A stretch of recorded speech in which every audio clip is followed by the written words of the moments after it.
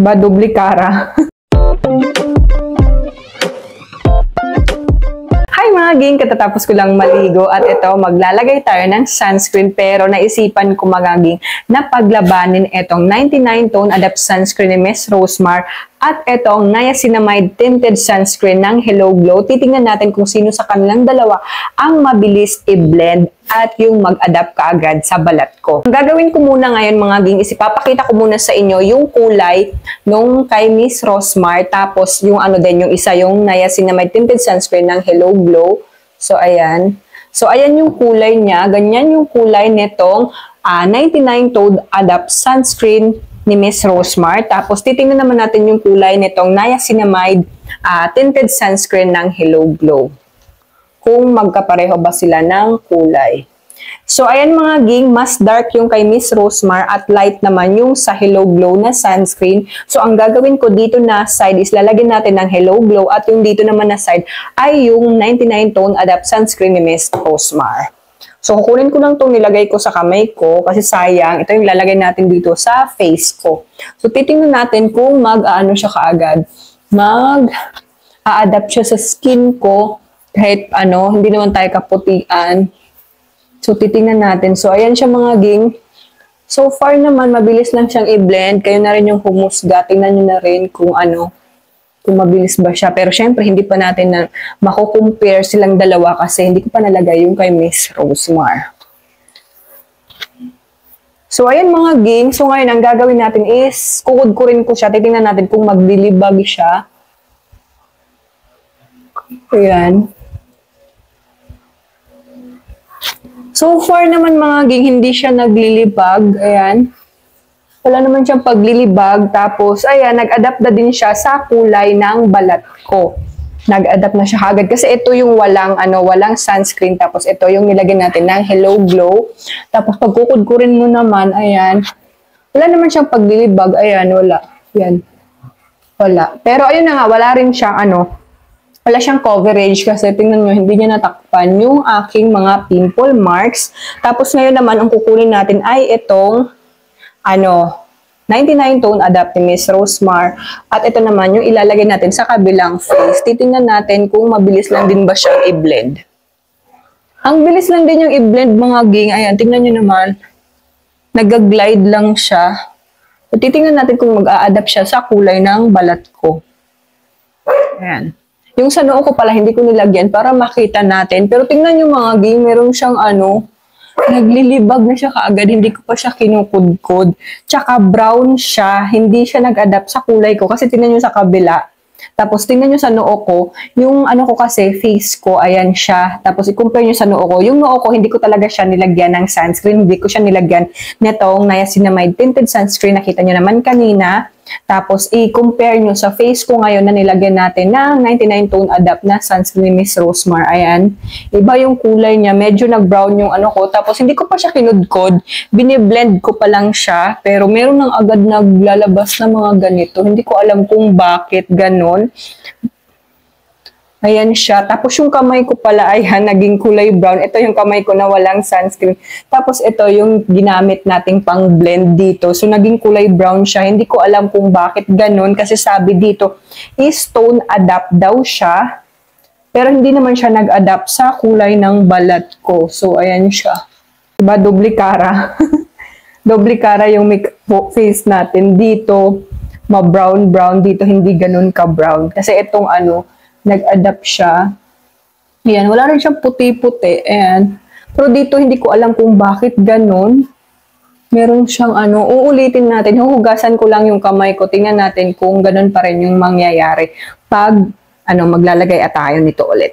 So, uulitin ko mga ging, tatanggalin ko yung nilagay ko dito kasi nilinis ko muna yung kamay ko kasi baka kaya siya naglilibag dahil nga 'di ba ang ginamit ko nung nagpa-blend is dito, naglagay ako nito so baka hindi sila compatible kaya ganun. Kaya ang gagawin ko para walang bias, nilinis ko na yung kamay ko tapos tatanggalin ko to, maglalagay tayo ulit.